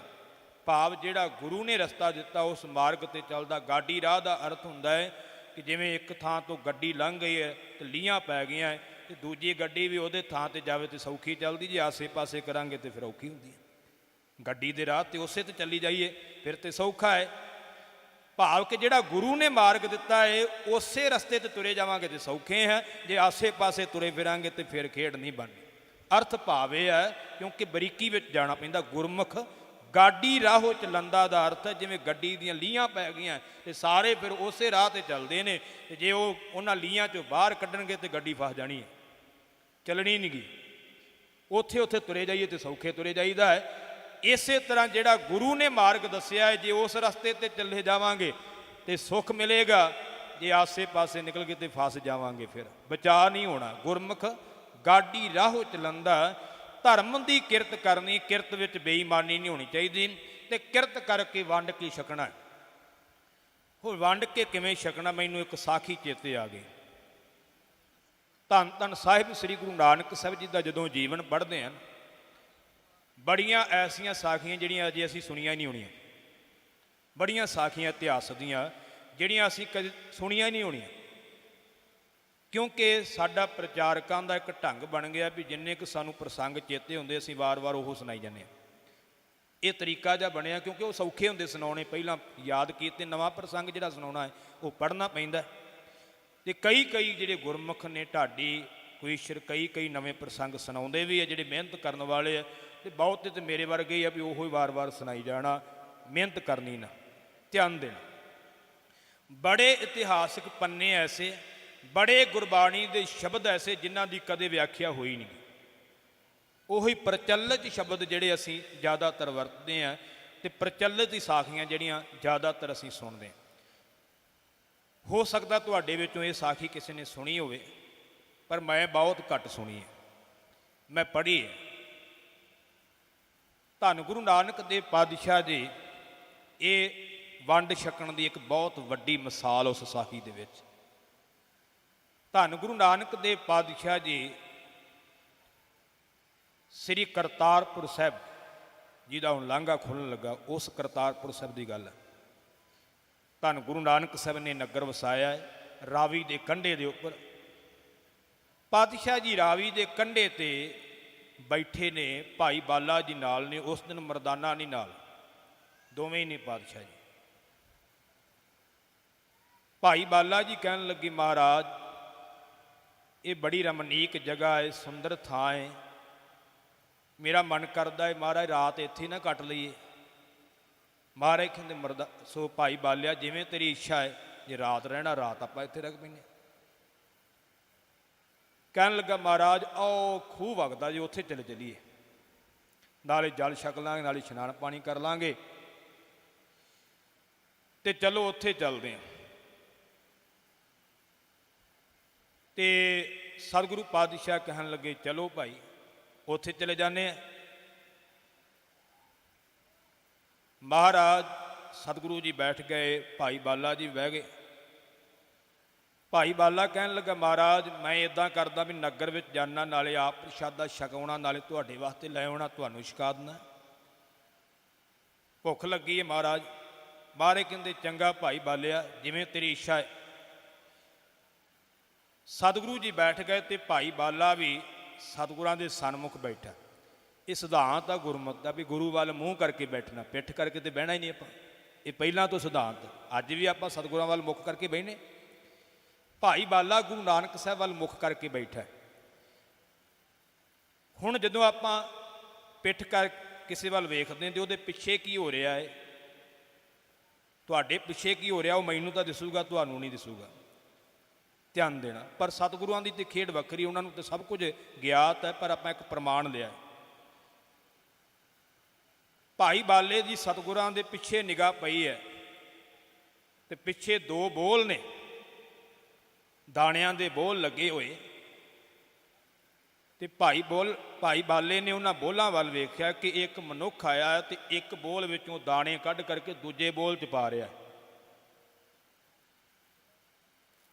ਭਾਈ ਬਾਲੇ ਨੂੰ ਬੜਾ ਗੁੱਸਾ ਆਇਆ, ਕਹਿੰਦਾ ਮਹਾਰਾਜ ਮੈਂ ਨਹੀਂ ਪ੍ਰਸ਼ਾਦਾ ਛਕਣਾ। ਮਹਾਰਾਜ ਕਹਿੰਦੇ ਭਾਈ ਬਾਲਿਆ ਕੀ ਗੱਲ, ਹੁਣੇ ਤੇ ਤੂੰ ਕਹਿ ਰਿਹਾ ਸੀ ਮੈਨੂੰ ਭੁੱਖ ਬੜੀ ਲੱਗੀ ਹੈ, ਹੁਣੇ ਤੂੰ ਕਹਿੰਦਾ ਮੈਂ ਪ੍ਰਸ਼ਾਦਾ ਨਹੀਂ ਛਕਣਾ। ਕਹਿੰਦਾ ਨਾ ਮਹਾਰਾਜ ਨਾ ਤੇ ਮੈਂ ਛਕਣਾ ਤੇ ਨਾ ਤੁਹਾਨੂੰ ਛਕਾਉਣਾ। ਮਹਾਰਾਜ ਕਹਿੰਦੇ ਭਾਈ ਬਾਲਿਆ ਸਾਡੇ ਤੋਂ ਕੀ ਗੁਸਤਾਖੀ ਹੋਈ, ਜੇ ਤੂੰ ਨਹੀਂ ਛਕਣਾ ਤੇ ਸਾਨੂੰ ਕਿਉਂ ਭੁੱਖਾ ਮਾਰਨਾ ਹੈ, ਵੀ ਜੇ ਤੇਰੀ ਇੱਛਾ ਨਹੀਂ ਤੇ ਸਾਨੂੰ ਤਾਂ ਛਕਾ। ਕਹਿਣ ਲੱਗਾ ਨਾ ਮਹਾਰਾਜ ਮੈਂ ਆਪ ਛਕਣਾ ਤੇ ਨਾ ਤੁਹਾਨੂੰ ਛਕਾਉਣਾ। ਮਹਾਰਾਜ ਕਹਿੰਦੇ ਗੱਲ ਕੀ ਹੈ? ਕਹਿਣ ਲੱਗਾ ਮਹਾਰਾਜ ਇਹ ਪਿੰਡ ਬੇਈਮਾਨਾਂ ਦਾ ਹੈ, ਇਹ ਚੋਰਾਂ ਦਾ ਪਿੰਡ ਹੈ, ਇੱਥੋਂ ਨਹੀਂ ਪ੍ਰਸ਼ਾਦਾ ਛਕਣਾ। ਇਹ ਸਿਧਾਂਤ ਸੀ ਗੁਰਮਤ ਦਾ, ਜਿਹਨੂੰ ਅੱਜ ਅਸੀਂ ਕਹਿ ਦਿੰਦੇ ਨਹੀਂ ਜੀ ਇਹ ਕੱਟੜਵਾਦ, ਫਲਾਣੇ ਦੇ ਘਰੋਂ ਪ੍ਰਸ਼ਾਦਾ ਨਹੀਂ ਛਕਿਆ। ਕਿਤੇ ਗੁਰਬਾਣੀ ਤੇ ਪੜ੍ਹੋ, ਬ੍ਰਾਹਮਣ ਕੈਲੀ ਘਾਤ ਕੰਜਕਾ ਅਣਚਾਰੀ ਕਾ ਧਾਨ, ਫਿਟਕ ਫਿਟਕਾ ਕੋੜ ਬਦੀਆ ਸਦਾ ਸਦਾ ਅਭਮਾਨ। ਉੱਥੇ ਜਿਹੜਾ ਅਣਚਾਰੀ ਕਾ ਧਾਨ ਉਹਦਾ ਅਰਥ ਪੜ੍ਹ ਕੇ ਵੇਖੋ। ਅਣਚਾਰੀ ਦਾ ਅਰਥ ਹੈ ਜਿਹਦਾ ਗਿਰਿਆ ਹੋਇਆ ਜੀਵਨ, ਉਹਦੇ ਹੱਥੋਂ ਪ੍ਰਸ਼ਾਦਾ ਨਹੀਂ ਛਕਣਾ, ਉਹਦੇ ਹੱਥ ਦਾ ਖਾਣਾ ਵੀ ਪਾਪ ਹੈ। ਧਿਆਨ ਦੇਣਾ। ਮਹਾਰਾਜ ਇਹ ਚੋਰਾਂ ਦਾ ਪਿੰਡ ਹੈ। ਮਹਾਰਾਜ ਕਹਿੰਦੇ ਵੀ ਤੈਨੂੰ ਕਿਵੇਂ ਪਤਾ ਹੈ ਵੀ ਇਹ ਚੋਰਾਂ ਦਾ ਪਿੰਡ ਹੈ, ਬੇਈਮਾਨ ਨੇ। ਮਹਾਰਾਜ ਆਓ ਵੇਖੋ ਤੁਹਾਡੇ ਪਿੱਛੇ ਦੋ ਬੋਲ ਨੇ ਦਾਣਿਆਂ ਦੇ, ਇੱਕ ਬੰਦਾ ਚੋਰੀ ਬੋਲ ਚੋਂ ਦਾਣੇ ਕੱਢ ਕਰਕੇ ਦੂਜੇ ਬੋਲ ਵਿੱਚ ਪਾ ਰਿਹਾ, ਆਪਦੇ ਬੋਲ 'ਚ ਪਾ ਰਿਹਾ ਹੈ। ਇਉਂ ਜਾਪਦਾ ਵੀ ਇਹ ਰਾਖੀ ਆਇਆ ਹੋਊਗਾ ਤੇ ਦੂਜਾ ਜਿਹੜਾ ਹੈ ਉਹ ਘਰੇ ਬੈਠਾ ਹੋਊਗਾ ਤੇ ਇਹ ਚੋਰੀ ਕਰ ਰਿਹਾ ਹੈ। ਮਹਾਰਾਜ ਕਹਿੰਦੇ ਭਾਈ ਬਾਲਿਆ ਕਈ ਵਾਰ ਅੱਖੀਂ ਵੇਖਿਆ ਵੀ ਗਲਤ ਹੁੰਦਾ ਜੀ, ਇਹ ਜ਼ਰੂਰੀ ਨਹੀਂ ਗਾ ਵੀ ਜੋ ਅਸੀਂ ਅੱਖੀਂ ਵੇਖਿਆ ਉਹ ਸਹੀ ਹੈ। ਜਿੰਨਾ ਚਿਰ ਨਿਰਣਾ ਨਾ ਕਰ ਲਈਏ ਉਹਨਾਂ ਚਿਰ ਕਿਸੇ ਤੇ ਇਲਜ਼ਾਮ ਨਹੀਂ ਲਾਈਦਾ। ਆਖਿਆ ਨਹੀਂ ਮਹਾਰਾਜ ਸਾਹਮਣੇ ਤੇ ਦਿਸ ਰਿਹਾ ਵੀ ਉਹ ਦਾਣੇ ਬੋਲ 'ਚੋਂ ਕੱਢ ਕਰਕੇ ਦੂਜੇ ਬੋਲ 'ਚ ਪਾ ਰਿਹਾ। ਪਾਤਸ਼ਾਹ ਕਹਿਣ ਲੱਗੇ ਨਹੀਂ ਬਾਲਿਆ ਪਹਿਲਾਂ ਜਾ ਕੇ ਨਿਰਣਾ ਕਰਕੇ ਆ। ਭਾਈ ਬਾਲਾ ਗਿਆ ਉਸ ਮਨੁੱਖ ਦੇ ਕੋਲ, ਉਹਨੇ ਸੋਚਿਆ ਕੋਈ ਲਾਗੀ ਆਇਆ, ਕਿਉਂਕਿ ਪਹਿਲਾਂ ਲਾਗੀ ਪਿੜਾਂ 'ਚ ਜਾਂਦੇ ਹੁੰਦੇ ਸੀ, ਉਹਨਾਂ ਨੂੰ ਦਾਣੇ ਵੀ ਦਿੱਤੇ ਜਾਂਦੇ ਸਨ, ਜਾਂ ਕੋਈ ਫਕੀਰ ਆ ਜਾਂਦਾ ਸੀ ਉਹਨੂੰ ਦਾਣੇ ਪਾ ਦਿੱਤੇ ਜਾਂਦੇ। ਉਹ ਜ਼ਿਮੀਂਦਾਰ ਕਹਿਣ ਲੱਗਾ ਵੀ ਫਕੀਰ ਸਾਈਂ ਕੀ ਦਾਣੇ ਲੈਣੇ ਆ? ਭਾਈ ਬਾਲਾ ਕਹਿਣ ਲੱਗਾ ਗਰਮੀ ਨਾਲ ਨਹੀਂ ਦਾਣੇ ਨਹੀਂ ਲੈਣੇ, ਤੇਰੇ ਵਰਗੇ ਬੇਈਮਾਨ ਤੋਂ ਮੈਂ ਦਾਣੇ ਲੈਣਾ ਆ? ਨਹੀਂ ਦਾਣੇ ਲੈਣੇ, ਤੂੰ ਚੋਰ ਹੈ, ਤੂੰ ਬੇਈਮਾਨ ਹੈ। ਜ਼ਿਮੀਂਦਾਰ ਵਿਚਾਰਾ ਬੜਾ ਹੈਰਾਨ ਹੋਇਆ, ਕਹਿਣ ਲੱਗਾ ਮਹਾਂਪੁਰਖੋ ਮੈਂ ਕਿਵੇਂ ਬੇਈਮਾਨ, ਕਿਹੜਾ ਮੈਂ ਤੁਹਾਡੇ ਨਾਲ ਬੇਈਮਾਨੀ ਕੀਤੀ, ਕਿਹੜੀ ਚੋਰੀ ਕੀਤੀ, ਮੈਨੂੰ ਦੱਸੋ ਤਾਂ ਸਹੀ। ਭਾਈ ਬਾਲਾ ਕਹਿਣ ਲੱਗਾ ਮੇਰੇ ਸਾਹਮਣੇ ਤੂੰ ਐਸ ਬੋਲ 'ਚੋਂ ਦਾਣੇ ਕੱਢ ਕਰਕੇ ਆਪਣੇ ਬੋਲ 'ਚ ਪਾ ਰਿਹਾ ਹੈ, ਇਹ ਬੇਈਮਾਨੀ ਨਹੀਂ, ਚੋਰੀ ਨਹੀਂ ਤੇ ਹੋਰ ਕੀ ਹੈ? ਉਹ ਜ਼ਿਮੀਂਦਾਰ ਹੱਸ ਪਿਆ, ਕਹਿਣ ਲੱਗਾ, ਨਹੀਂ ਫਕੀਰ ਸਾਈਂ, ਇਹ ਬੇਈਮਾਨੀ ਨਹੀਂ ਮੈਂ ਕਰ ਰਿਹਾ। ਅਸੀਂ ਦੋ ਭਰਾ ਏ, ਦੋ ਭਰਾ ਏ, ਦੂਜਾ ਭਰਾ ਮੇਰਾ ਵੱਡਾ ਏ ਤੇ ਮੈਂ ਛੋਟਾ ਏ। ਉਹਦਾ ਨਾਂ ਭਾਈ ਬੋਂਦਾ ਏ ਤੇ ਮੇਰਾ ਨਾਂ ਭਾਈ ਗੋਂਦਾ ਏ। ਇਤਿਹਾਸ 'ਚ ਜ਼ਿਕਰ ਆਉਂਦਾ ਹੈ। ਤੇ ਕਹਿਣ ਲੱਗਾ, ਸਾਡੇ ਦੋ ਭਰਾਵਾਂ ਦੇ ਬੋਲ ਨੇ।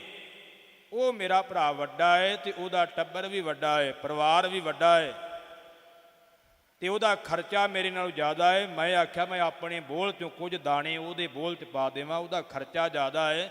ਜੇ ਮੈਂ ਉਹਨੂੰ ਸਾਹਮਣੇ ਦਿੱਤੇ ਤੇ ਉਹਨੇ ਦਾਣੇ ਲੈਣੇ ਨਹੀਂ, ਕਿਉਂਕਿ ਉਹਨੇ ਆਖਣਾ ਮੈਂ ਤੇਰਾ ਮੰਗਤਾ ਹੈ, ਮੈਂ ਨਹੀਂ ਲੈਣੇ ਤੇਰੇ ਕੋਲ।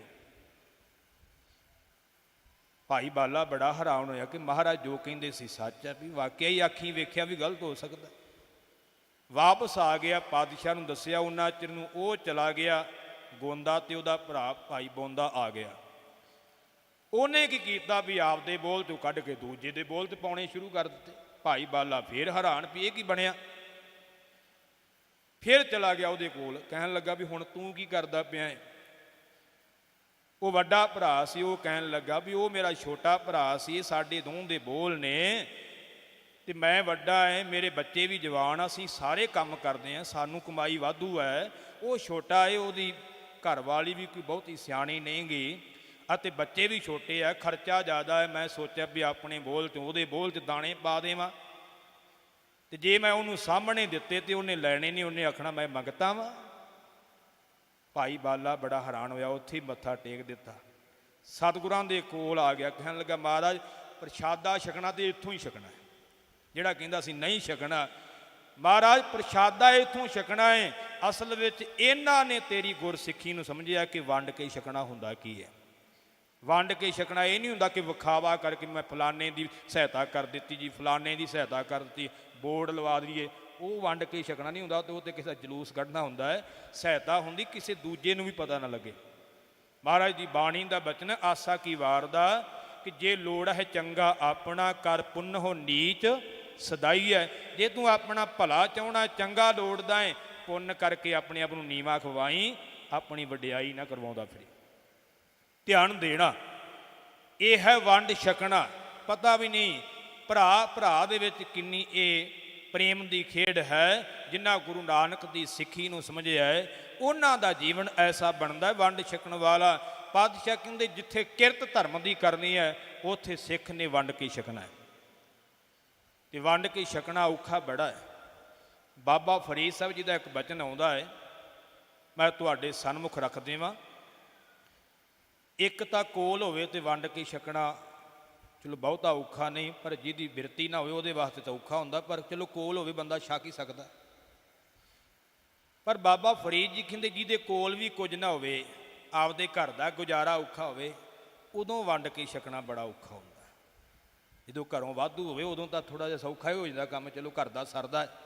ਪਰ ਆਪਣੇ ਜੋਗਾ ਹੀ ਮਹਾ ਹੋਵੇ, ਦੂਜੇ ਨੂੰ ਦੇਣ ਜੋਗਾ ਵੀ ਨਾ ਹੋਵੇ, ਉਦੋਂ ਵੰਡ ਕੇ ਛਕਣਾ ਬੜਾ ਕਠਿਨ। ਕਹਿ ਦੇਣਾ ਬੜਾ ਸੌਖਾ ਹੈ। ਬਾਬਾ ਫਰੀਦ ਸਾਹਿਬ ਜੀ ਦਾ ਅਸੀਂ ਬਚਨ ਪੜ੍ਹਦੇ ਹਾਂ ਕਿ ਮਾਣ ਹੁੰਦਾ ਹੈ ਹੋਏ ਨਿਮਾਣਾ। ਮਾਣ ਹੋਵੇ, ਬੜਾ ਸਤਿਕਾਰ ਹੋਵੇ, ਫਿਰ ਵੀ ਨਿਮਾਣਾ ਬਣ ਕੇ ਰਹਿਣਾ, ਕਦੀ ਆਕੜ ਨਾ ਕਰਨੀ, ਕਦੀ ਹੰਕਾਰ ਨਾ ਕਰਨਾ। ਤਾਣ ਹੁੰਦਾ ਹੈ ਹੋਏ ਨਿਤਾਣਾ, ਬਲ ਕੋਲ ਹੋਣਾ, ਜੋ ਚਾਹੇ ਕਰ ਸਕਦਾ ਆਪਣੇ ਬਲ ਨਾਲ, ਫਿਰ ਵੀ ਕਿਸੇ ਤੇ ਜ਼ੁਲਮ ਨਾ ਕਰਨਾ, ਨਿਤਾਣਾ ਬਣ ਕਰਕੇ ਰਹਿਣਾ, ਇਹ ਬੜਾ ਕਠਿਨ ਹੈ। ਤੇ ਤੀਜਾ ਬਚਨ, ਅਨਹੁੰਦਾ ਆਪ ਵੰਡਾਏ, ਕੋ ਐਸਾ ਭਗਤ ਸਦਾਏ। ਅਨਹੁੰਦਾ ਵੀ ਕੋਲ ਕੁਝ ਨਹੀਂ ਗਾ, ਫਿਰ ਵੀ ਵੰਡ ਕੇ ਬਿਰਤੀ ਛਕਣ ਦੀ ਹੈ, ਵੰਡ ਕੇ ਛਕਣ ਦੀ ਬਿਰਤੀ ਹੈ। ਬਾਬਾ ਫਰੀਦ ਜੀ ਕਹਿੰਦੇ ਐਸਾ ਕੋਈ ਵੇਲਾ ਹੀ ਭਗਤ ਹੋ ਸਕਦਾ ਹੈ ਜਿਹਦੇ ਕੋਲ ਕੁਝ ਨਹੀਂ ਤੇ ਫਿਰ ਵੀ ਵੰਡ ਕੇ ਛਕਣ ਦੀ ਬਿਰਤੀ ਰੱਖਦਾ ਹੈ। ਇਹ ਸੀ ਧੰਨ ਗੁਰੂ ਰਾਮਦਾਸ ਪਾਤਸ਼ਾਹ। ਐਸੀ ਬਿਰਤੀ ਗੁਰੂ ਰਾਮਦਾਸ ਜੀ ਦੀ ਸੀ। ਅਜੇ ਗੁਰੂ ਨਹੀਂ ਸੀ ਬਣੇ, ਪਹਿਲਾਂ ਵੀ ਇਹ ਬਿਰਤੀ ਸੀ। ਜਦੋਂ ਨਾਨੀ ਮਾਂ ਘੁੰਗਣੀਆਂ ਵੇਚਣ ਵਾਸਤੇ ਭੇਜਦੀ ਸੀ, ਘਰ ਦਾ ਗੁਜ਼ਾਰਾ ਨਹੀਂ ਸੀ ਚੱਲਦਾ, ਇੱਕ ਸਾਧੂ ਨੇ ਮੰਗਿਆ। ਮੈਂ ਕਈ ਵਾਰ ਬਚਨ ਸੁਣਾਇਆ, ਸੰਤ ਗਿਆਨੀ ਕਰਤਾਰ ਸਿੰਘ ਜੀ ਖਾਲਸਾ ਭਿੰਡਰਾਂ ਵਾਲੇ ਮਹਾਂਪੁਰਖਾਂ ਨੇ ਇਹ ਬਚਨ ਹੋਰ ਢੰਗ ਨਾਲ ਸੁਣਾਇਆ। ਉਹ ਕਹਿੰਦੇ ਜਿਹੜਾ ਸਾਧੂ ਸੀ ਨਾ, ਉਹ ਇੱਕ ਗੁਰਸਿੱਖ ਸੀ, ਗੁਰੂ ਕਾ ਪਿਆਰਾ ਸੀ। ਉਹਨੂੰ ਇਹ ਗਿਆਨ ਸੀ, ਸਮਝ ਸੀ, ਬ੍ਰਹਮ ਗਿਆਨੀ ਸੀ ਵੀ ਇਹਨੇ ਚੌਥੇ ਪਾਤਸ਼ਾਹ ਬਣਨਾ ਹੈ। ਕਹਿੰਦੇ ਉਹਦੇ ਮਨ ਦੀ ਭਾਵਨਾ ਬਣੀ ਕਿ ਇਹਦੇ ਤੋਂ ਪਹਿਲਾਂ ਹੀ ਮੈਂ ਦਾਤਾਂ ਲੈ ਲਵਾਂ, ਇਹਦੇ ਤੋਂ ਝੋਲੀਆਂ ਭਰ ਲਵਾਂ। ਮਹਾਂਪੁਰਖਾਂ ਨੇ ਸੁਣਾਇਆ ਬਚਨ। ਕਹਿੰਦੇ ਜਦੋਂ ਘੁੰਗਣੀਆਂ ਮੰਗੀਆਂ ਤੇ ਇੱਕ ਬੁੱਕ ਪਾਇਆ ਤੇ ਉਸਨੇ ਆਖਿਆ ਨਹੀਂ ਇੱਕ ਨਾ ਨਹੀਂ ਸਰਨਾ। ਦੂਜਾ ਬੁੱਕ ਪਾਇਆ, ਆਖਿਆ ਅਜੇ ਵੀ ਨਹੀਂ ਸਰਦਾ, ਤੇ ਸਾਰੀ ਚੰਗੇਰ ਹੀ ਉਹਦੀ ਝੋਲੀ 'ਚ ਲੱਦ ਦਿੱਤੀ ਤੇ ਉਹ ਖੁਸ਼ੀ ਨਾਲ ਝੂਮਦਾ ਹੋਇਆ ਚਲਾ ਗਿਆ ਕਿ ਅੱਜ ਬਖਸ਼ਿਸ਼ਾਂ ਨਾਲ ਮੇਰੀ ਝੋਲੀ ਭਰ ਗਈ।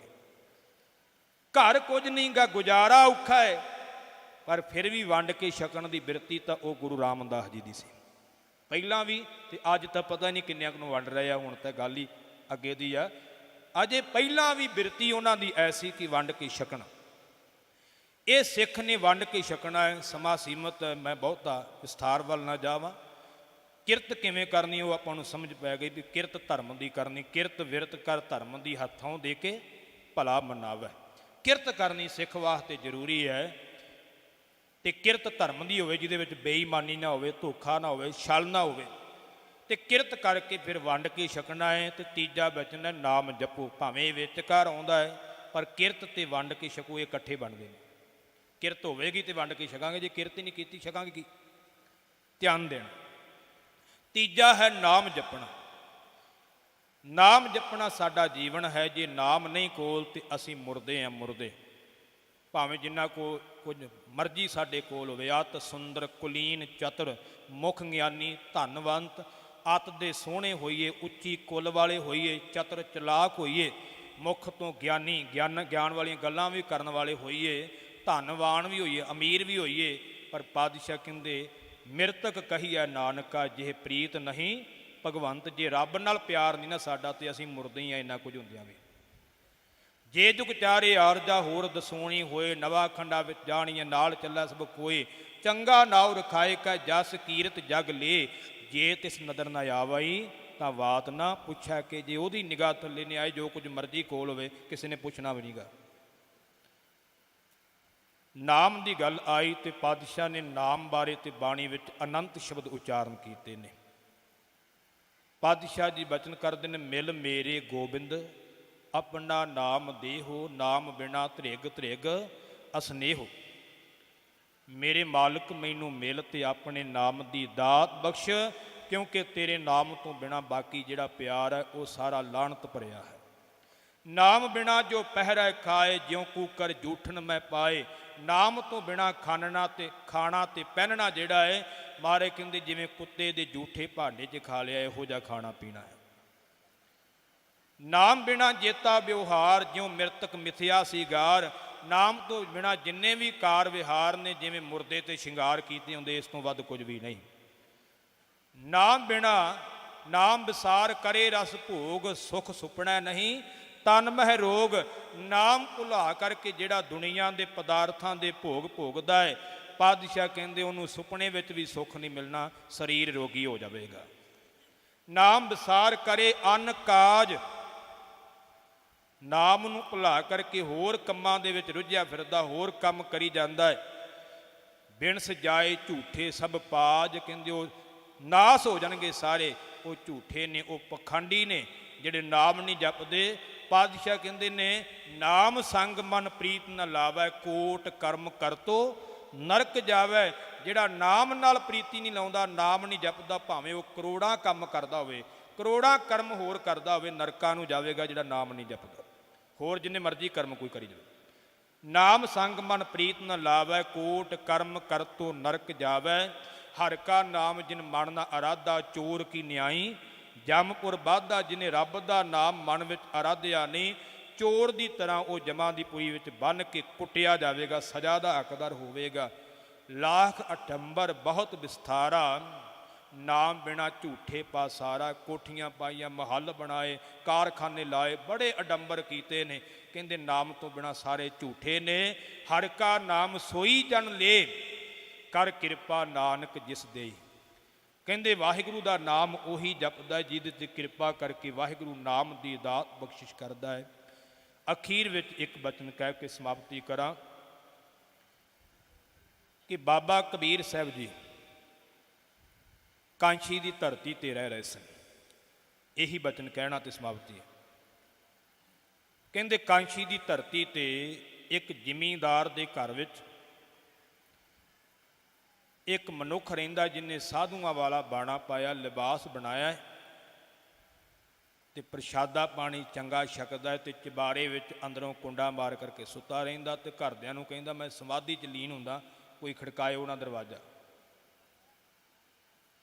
ਇੱਕ ਦਿਨ ਰੱਬ ਸਬੱਬੀ ਕਬੀਰ ਸਾਹਿਬ ਨਾਲ ਮੇਲ ਹੋ ਗਿਆ ਤੇ ਕਬੀਰ ਸਾਹਿਬ ਤਾਂ ਜਾਣਦੇ ਸੀ, ਕਹਿਣ ਲੱਗੇ ਭਲਿਆ ਮਾਨਸਾ, ਤੂੰ ਇਹਨਾਂ ਦੇ ਘਰੋਂ ਛਕਦਾ ਏ, ਤੈਨੂੰ ਰੱਬ ਦਾ ਪਿਆਰਾ ਸਮਝ ਕਰਕੇ ਤੇਰੀ ਸੇਵਾ ਕਰਦੇ ਨੇ, ਤੈਨੂੰ ਪਦਾਰਥ ਛਕਾਉਂਦੇ ਨੇ, ਪਰ ਤੂੰ ਰੱਬ ਦੀ ਬੰਦਗੀ ਤਾਂ ਕਰਦਾ ਨਹੀਂ ਗਾ, ਸੁੱਤਾ ਰਹਿਣਾ, ਇਹਦਾ ਤੈਨੂੰ ਲੇਖਾ ਦੇਣਾ ਪੈਣਾ ਏ।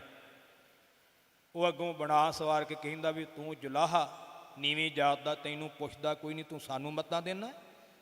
ਅੱਜ ਵੀ ਕਈ ਮੈਨੂੰ ਮਿਲ ਜਾਂਦੇ ਆ, ਉਹ ਕਈ ਤਾਂ ਉਮਰ ਦੇ ਹਿਸਾਬ ਨਾਲ ਚੱਲਦੇ ਨਾ, ਜਿਨ੍ਹਾਂ ਨੂੰ ਆਖੀਏ ਕਿ ਭਾਈ ਆਹ ਕੰਮ ਨਹੀਂ ਕਰਨਾ, ਉਹ ਕਹਿਣ ਲੱਗਾ ਤੂੰ ਕੱਲ੍ਹ ਜੰਮਿਆ ਜੇ, ਸਾਨੂੰ ਦੱਸਦਾ, ਸਾਡੀ ਸਾਰੀ ਉਮਰ ਬਾਬੇ ਭਾਈ ਚੜੂ ਲੰਘ ਗਈ।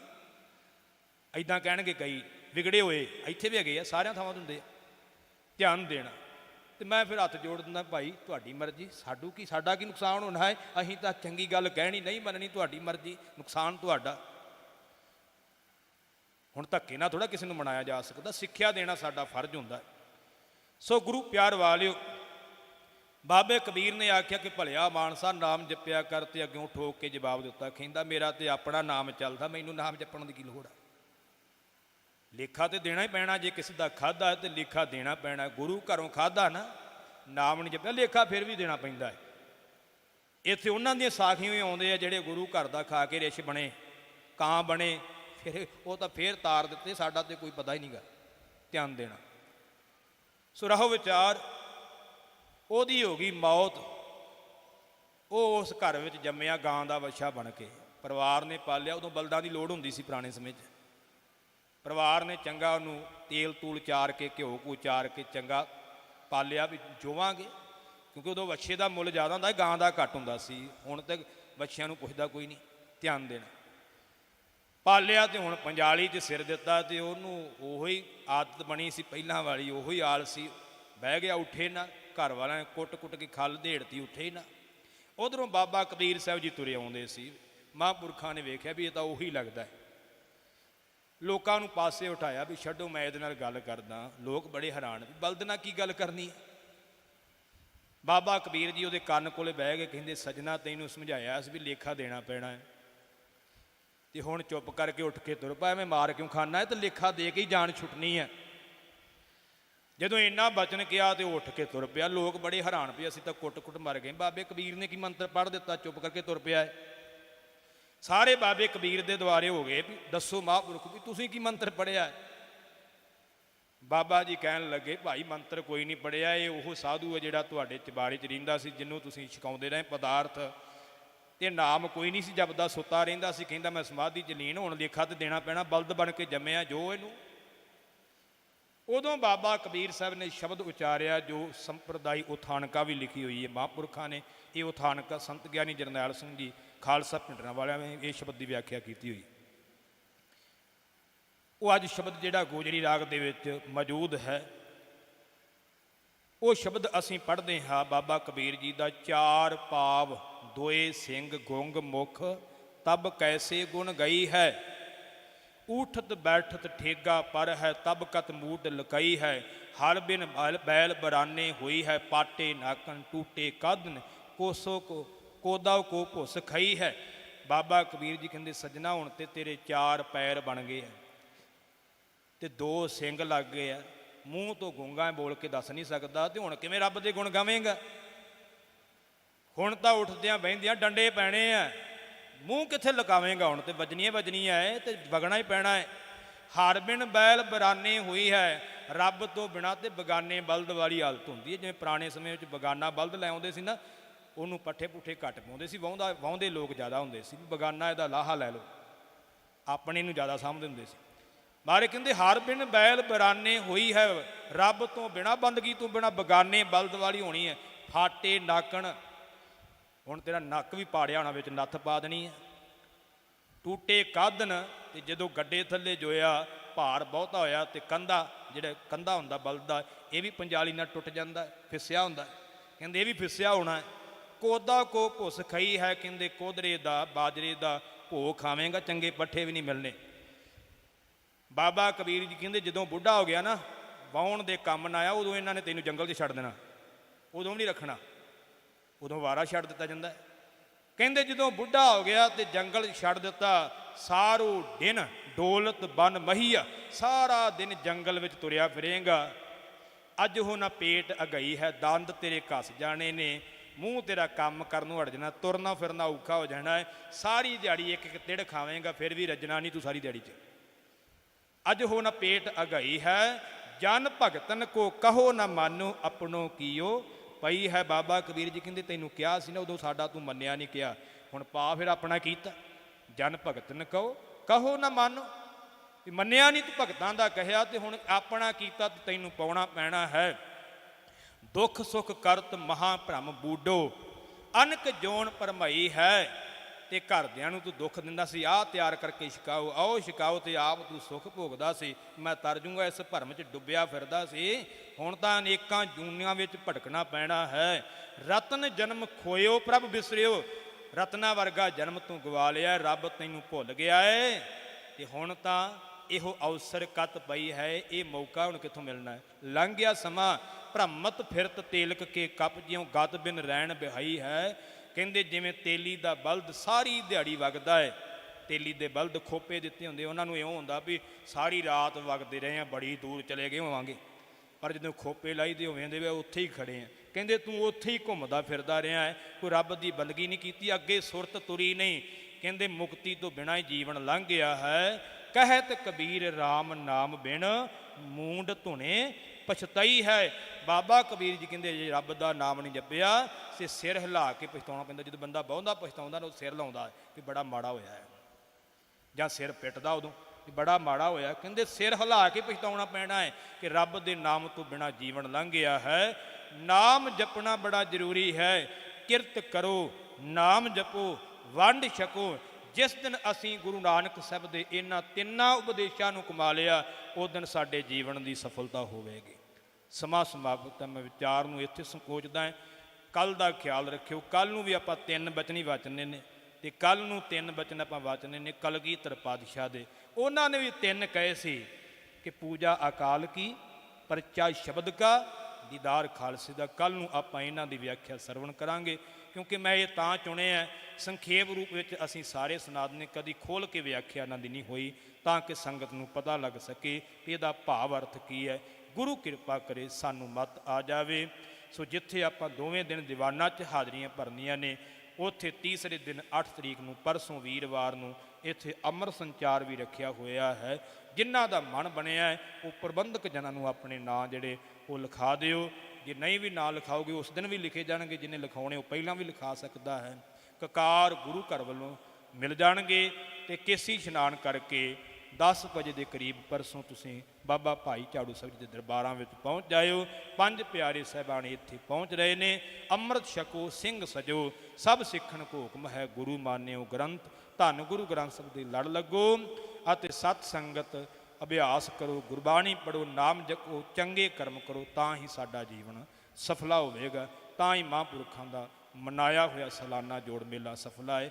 ਜੇ ਅਸੀਂ ਵੀ ਉਹਨਾਂ ਵਾਂਗੂ ਚੰਗੇ ਕਰਮ ਕਰਕੇ ਆਪਣਾ ਜੀਵਨ ਸਵਾਰੀਏ। ਇਤਨੀ ਸੇਵਾ ਪ੍ਰਵਾਨ ਕਰਿਓ, ਭੁੱਲਾਂ ਦੀ ਖਿਮਾ ਬਖਸ਼ਿਓ। ਵਾਹਿਗੁਰੂ ਜੀ ਕਾ ਖਾਲਸਾ, ਵਾਹਿਗੁਰੂ ਜੀ ਕੀ ਫਤਿਹ।